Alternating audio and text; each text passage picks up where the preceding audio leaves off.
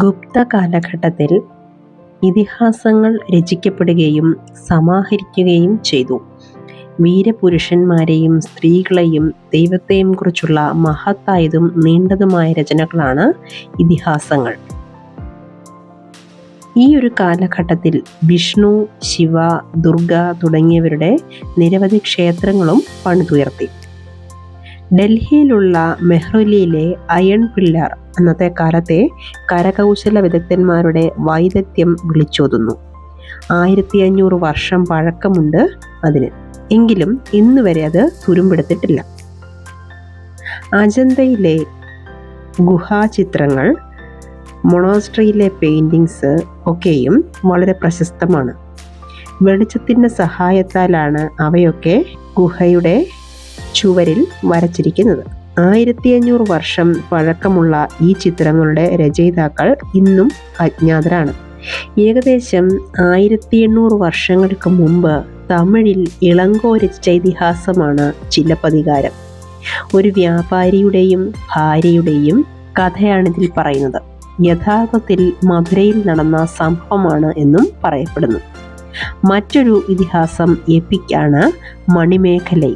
സത്തനാർ രചിച്ച കൃതിയാണിത്.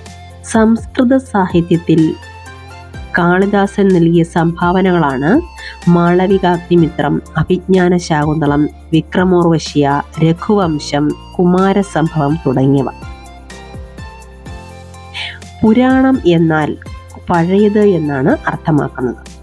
മഹാഭാരതം, രാമായണം തുടങ്ങിയവ പുരാണങ്ങൾ എഴുതപ്പെട്ടത് ഈ കാലഘട്ടത്തിലാണ്. പുരാണങ്ങളിൽ ദേവീദേവന്മാരായ വിഷ്ണു, ശിവൻ, ദുർഗ, പാർവതി തുടങ്ങിയവരുടെ കഥകളാണുള്ളത്. സ്തൂപങ്ങൾ എന്നാൽ മൗണ്ട് എന്നാണ് അർത്ഥമാക്കുന്നത്. ഉരുണ്ടതും നീളമുള്ളതും വലുതും ചെറുതുമായ നിരവധി സ്തൂപങ്ങൾ ഉണ്ട്. സ്തൂപത്തിൻ്റെ മധ്യത്തിലായി ബോക്സില് തിരുശേഷിപ്പ് എന്നറിയപ്പെടുന്ന ശരീരഭാഗങ്ങൾ സൂക്ഷിച്ചു വച്ചിട്ടുണ്ടാകും.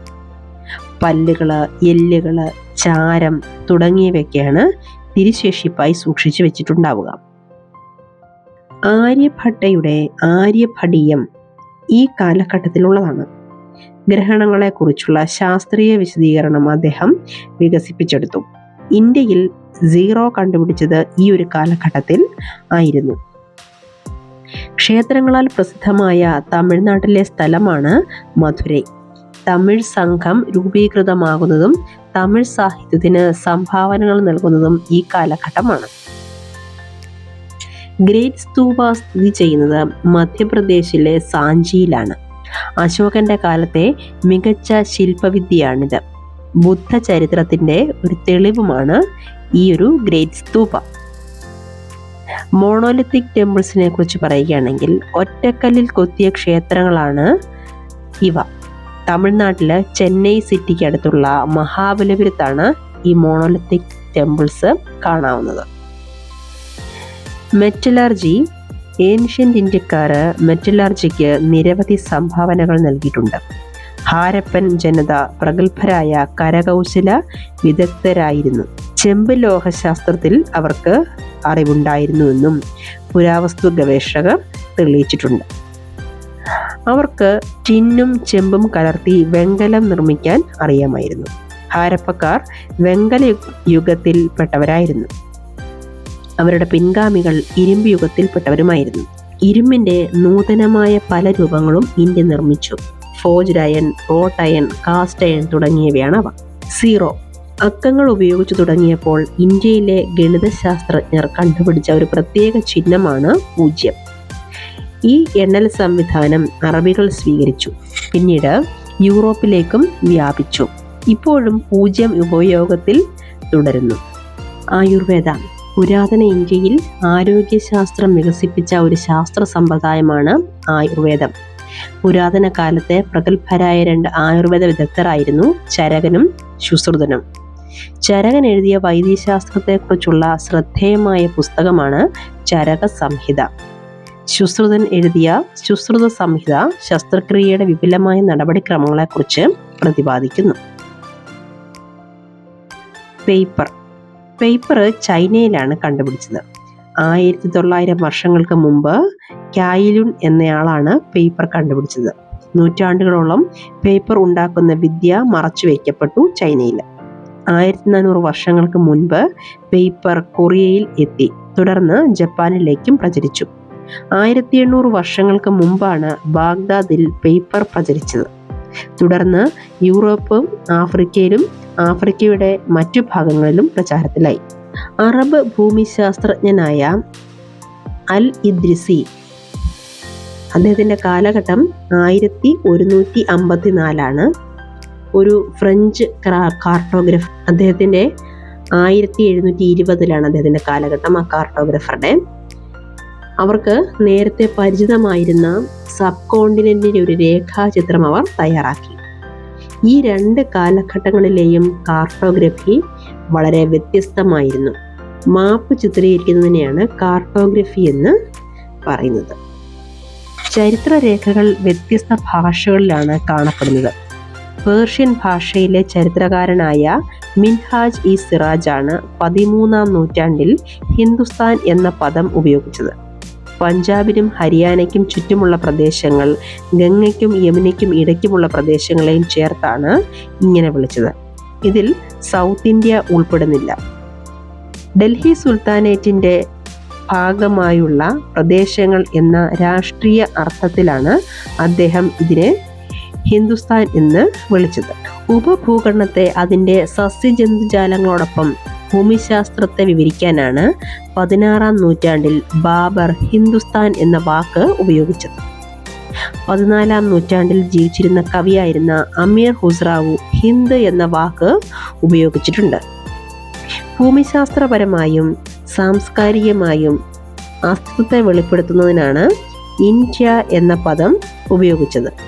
ഹിന്ദുസ്ഥാൻ എന്ന വാക്കിന് ഇന്ന് കാണുന്ന തരത്തിലുള്ള രാഷ്ട്രീയത്തെയോ ദേശീയതയോ ഒന്നും പ്രതിനിധീകരിക്കുന്ന യാതൊരു അർത്ഥത്തിലുമല്ല ഉപയോഗിച്ചിരുന്നത് എന്ന് നമുക്ക് മനസ്സിലാക്കാൻ സാധിക്കുന്നു. ഹിന്ദി വാക്കായ പർദേശി എന്ന വാക്കിൻ്റെ അർത്ഥം ഏലിയൻ അഥവാ പുറമേ നിന്ന് എത്തിയവർ, ഫോറിനർ എന്നാണ്. പേർഷ്യൻ ഭാഷയിൽ ഇത് അജ്നബിയാണ്, അതായത് അജ്ഞാതൻ. ചരിത്രകാരന്മാർ ഉപയോഗിക്കുന്ന പല വാക്കുകൾക്കും ഭൂതകാലത്തിൽ വ്യത്യസ്ത അർത്ഥങ്ങളാണ് ഉണ്ടായിരുന്നത്. ഇന്ന് വിദേശി എന്നാൽ ഇന്ത്യൻ അല്ലാത്ത ഒരാൾ എന്നാണ്. എന്നാൽ മിഡിയവൽ പീരീഡിൽ ഫോറിനർ എന്നാൽ ആ സമൂഹത്തിലെ അംഗമല്ലാത്ത ഒരാൾ എന്നാണ് അർത്ഥമാക്കിയത്. മധ്യകാലഘട്ടത്തിലെ വിവരങ്ങൾ നമുക്ക് ലഭിക്കുന്നത് 2 സോഴ്സുകളിൽ നിന്നാണ്. ഒന്ന് പുരാവസ്തുക്കളിൽ നിന്നും, 2 സാഹിത്യങ്ങളിൽ നിന്നും. ആർക്കിയോളജിക്കൽ സോഴ്സസ് എന്നാൽ അതിൽ monuments, temples, coins, Toms, ornaments, paintings തുടങ്ങിയവയൊക്കെ ഉൾപ്പെടുന്നു. പേപ്പർ നല്ല അളവിൽ ലഭ്യമായിരുന്നതിനാൽ ഒരുപാട് രചനകൾ ആത്മകഥകളുടെ രൂപത്തിലും വിദേശ സഞ്ചാരികളുടെ എഴുത്തിൽ നിന്നും വൃത്താന്തങ്ങളിൽ നിന്നും ഈ കാലഘട്ടങ്ങളിലെ പേർഷ്യൻ, അറേബ്യൻ ലാംഗ്വേജുകളിൽ നിന്നും നമുക്ക് ലഭ്യമായിട്ടുണ്ട്. 700-നും 1750-നും ഇടയിലുള്ള 1000 വർഷത്തെക്കുറിച്ചുള്ള പഠനം ചരിത്രകാരന്മാർക്ക് കടുത്ത വെല്ലുവിളിയാണ് ഉണ്ടാക്കിയത്. നിരവധി മാറ്റങ്ങൾക്കും വികസനങ്ങൾക്കും സാക്ഷ്യം വഹിച്ച കാലഘട്ടമാണിത്. ഒരുപാട് ചലനങ്ങൾ സൃഷ്ടിച്ച കാലഘട്ടവും ആണിത്. ഒരു വിഭാഗം രജപുത്രന്മാരും മറ്റൊരു വിഭാഗം പോരാളികളായ മറാത്താസ്, സിഖ്, ജാട്ട്, അഹംസ്, കയാത്താസ് തുടങ്ങിയവരും ആയിരുന്നു ഭരണാധികാരികളായി ഉണ്ടായിരുന്നത്. ഈ കാലഘട്ടങ്ങളിൽ കാടുകൾ വെട്ടിത്തിളച്ച് കൃഷി ഇറക്കിയിരുന്നു. വനത്തിൽ ജീവിച്ചിരുന്നവരുടെ പലായനത്തിനിത് ഇടയാക്കി. സമൂഹത്തിൽ ജാതിയുടെയും ഉപജാതിയുടെയും തൊഴിലിൻ്റെയും ഒക്കെ അടിസ്ഥാനത്തിൽ വേർതിരിവുകൾ രൂക്ഷമായിരുന്നു. പദവികൾ സ്ഥിരമായിരുന്നില്ല. അധികാരവും സ്വാധീനവും കൈവശമുള്ള മുതലുകളുടെയും അടിസ്ഥാനത്തിൽ ജാതിയിൽ പദവികൾ മാറിക്കൊണ്ടേയിരുന്നു.